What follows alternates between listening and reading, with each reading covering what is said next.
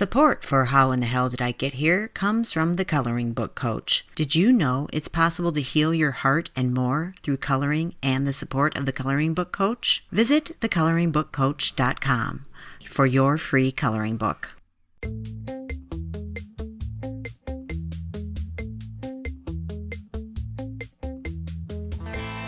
If you've ever taken a road trip through the western half of the United States, through states like Nebraska, Wyoming, Colorado, Utah, Nevada, and Arizona, you'll appreciate our first story today, which is really more of a conversation between myself and my sister Jenny as we relate our different experiences of driving through a part of the country which is still, in many, many ways, the wild, wild west.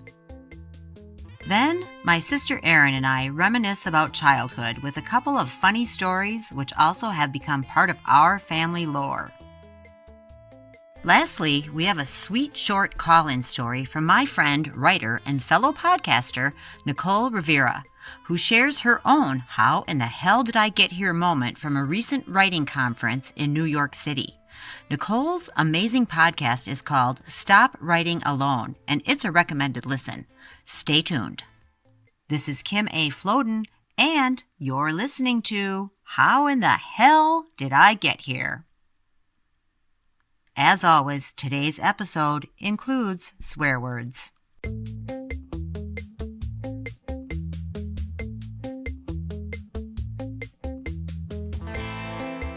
In this story, I'm at a point in my life where I've had some real crazy shit go down, and I'm not quite sure which way is up.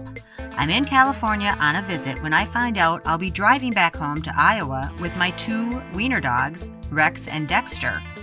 I've never driven that far alone, and as you'll hear today, and in future episodes, I had adventures. Plus, Jenny shares the time where she and her family take a road trip and end up staying a night in Wyoming, where it quickly becomes clear they are not in the Midwest anymore. Yee-haw! Hey, it's Kim. I know you're dying to hear what happens, but I had to sneak in here with a quick shout out for all the love and support we've gotten in the last week. Our numbers are moving up, and we know that you are sharing the show, plus we've gotten some really wonderful reviews. You keep us inspired to keep telling these stories, so thank you for sharing, reviewing, listening, and subscribing. The fans of this show rock, and we love you. Okay, now, on to the show.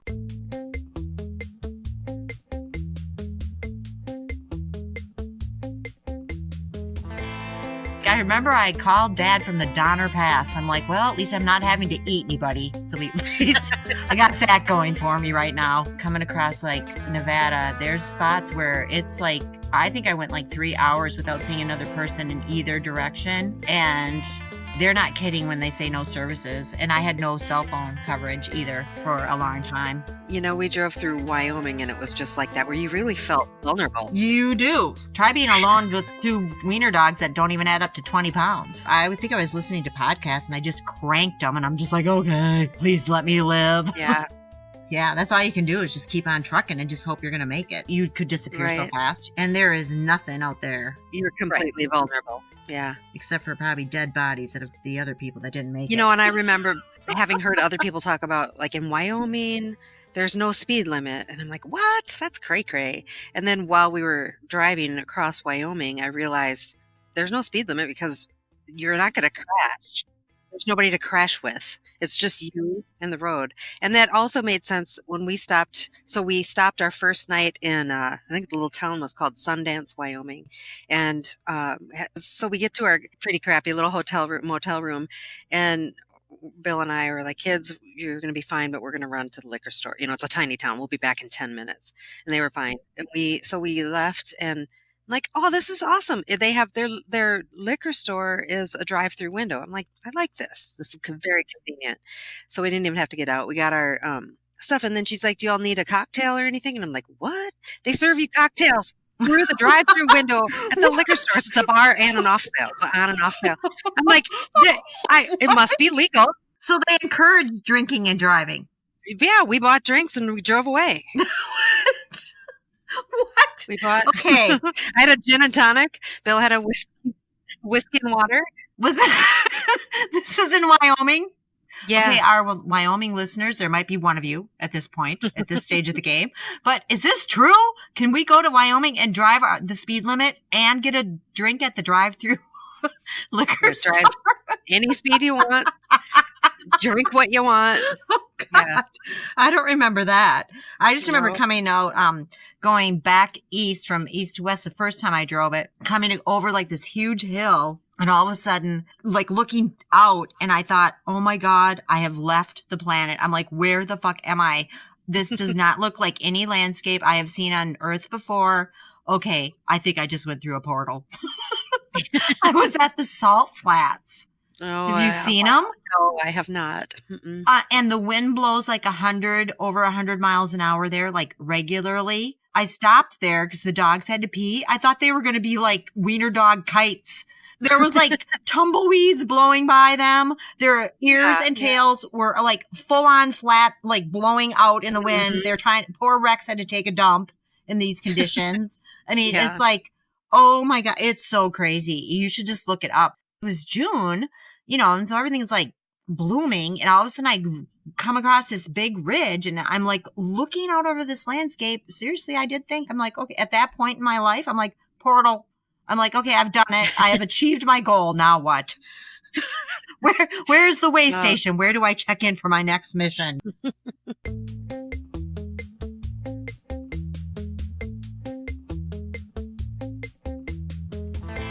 I'm the oldest of 7, which made for a very interesting and active childhood. Listen in as I tell a couple funny stories about my sister Erin and our brother Matt, and the determination and ingenuity that they showed at ages 4 and 5 to get their own way. Plus, an embarrassing moment for a 13-year-old me when I'm at the community pool's kiddie pool with 5-year-old Erin. We had sound quality issues with this recording, and we apologize.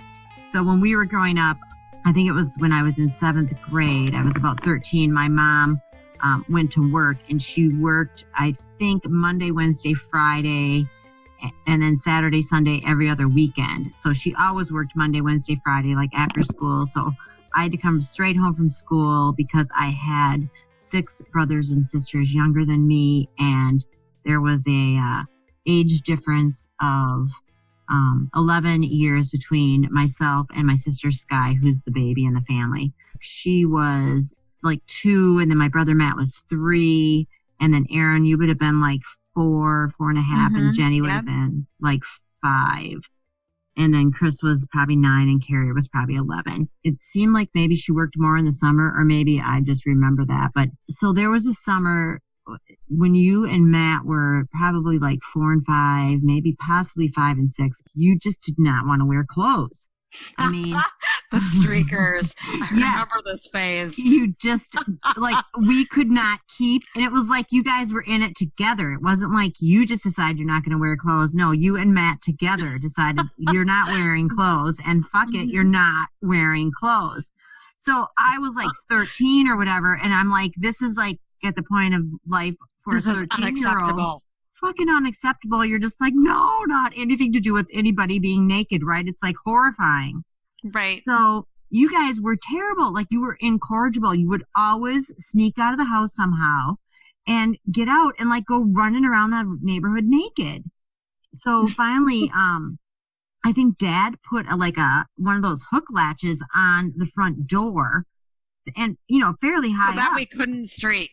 Right. So you couldn't streak. So you couldn't get out. So, and I felt like finally, geez, I could relax, because it's like all I could do, I'm trying to keep track of everybody as it was. And I'm relieved now because the front door is literally like latched with a hook latch, and it's high up, and they're little kids.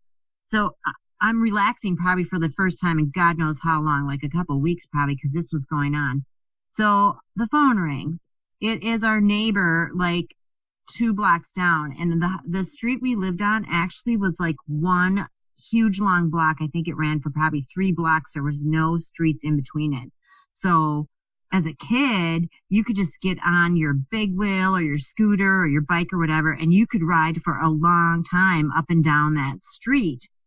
so the neighbor who was calling was like 2 blocks down at the other end of the street. And he was calling because Erin and Matt were down there naked on their big wheels. And I was like, you've got to be kidding me. Yeah.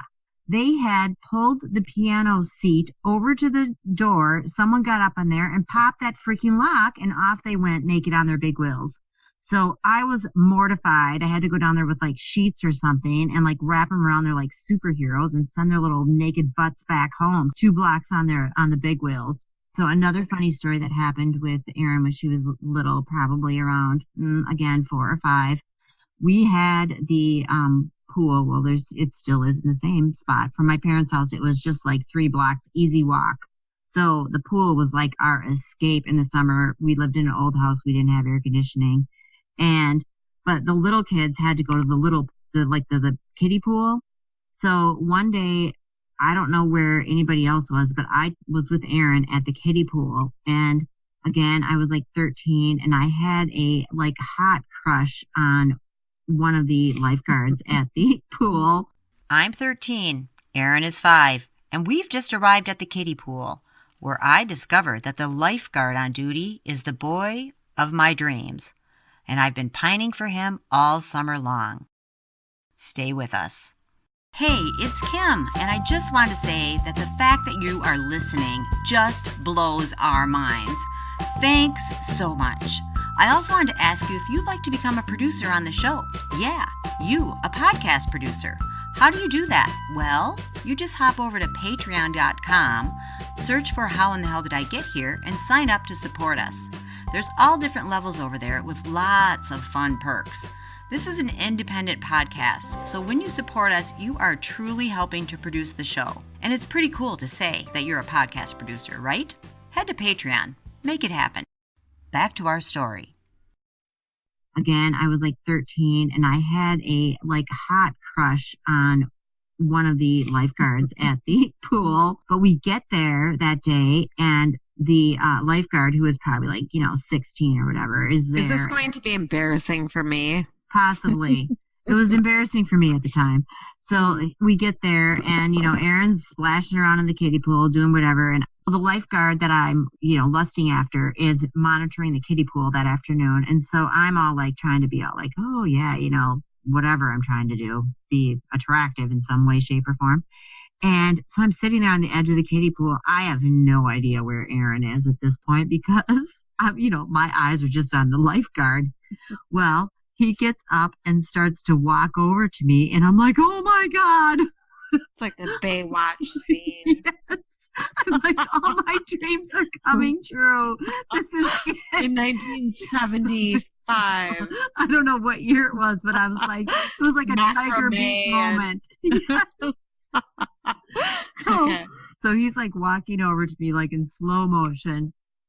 He leans down. I look up, and he says, hey. And I'm like, hey. Highly intelligent speak. Yes. He says, is that your little sister over there? And I'm like, no. That's what I wish I would have said. And I was Classic like, mistake. yes. And he's like, yeah. I just wanted to let you know she's eating gum off the tar. I knew there was something wrong. Something was not quite right. And I look over, and you are bent over, and like you have a wad of gum, and it is attached still to the tar. Oh, and you're God. like pulling it up, and I'm like, oh my God, it was almost worse than having you naked on the big wheel. I'm like, we have to go.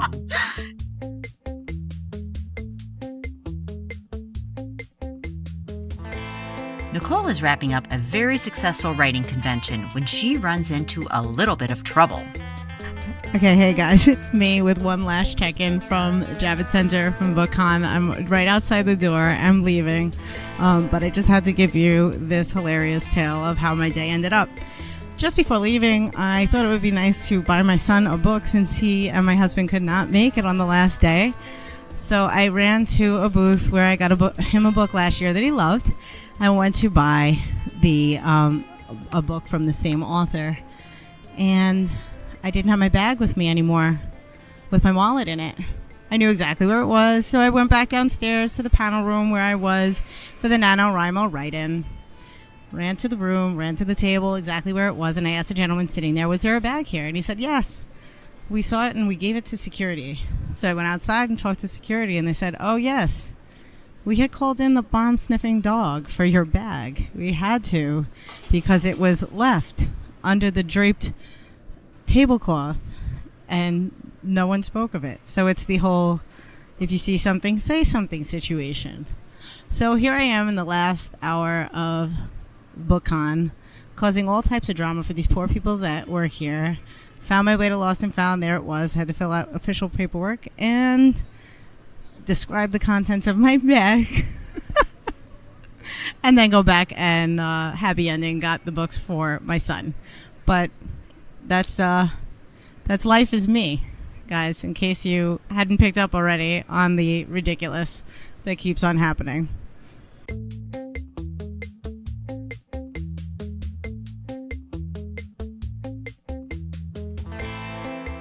Wow, here we are at the end of episode 30, and a huge thanks and shout out to everyone who listens, subscribes, tells a friend, shares the link, reviews, or supports us via Patreon or Ko-fi.com, which is spelled ko-fi.com.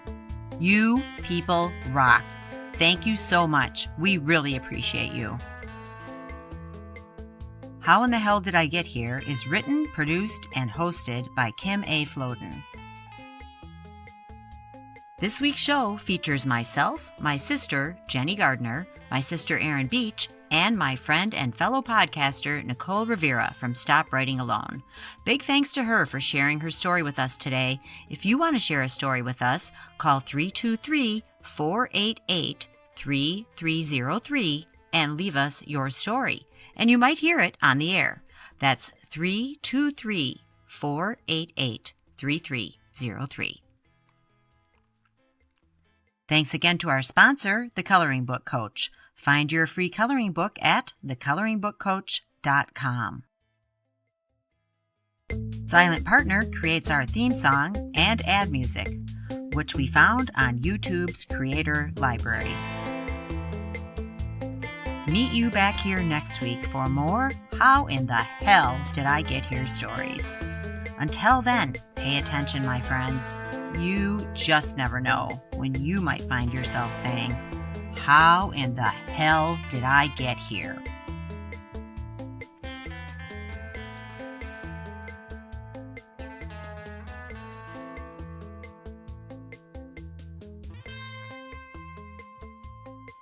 Yeah, and then when I got out of the car, just that wind, I've never experienced anything like that or seen anything like that. It was kind of like, but did not look at all like this, but it was like stepping out of the car in Volcano National Park in Hawaii. I was going to say, you kind of compared it to being on the moon or on Mars or whatever. Yeah, you do not feel like you're on this planet at all either at that situation, because it stinks like sulfur. Yeah. And there's these giant rocks and everything's black and all flowy and rocks and everything. It's like, okay, now I've done it. I'm in hell.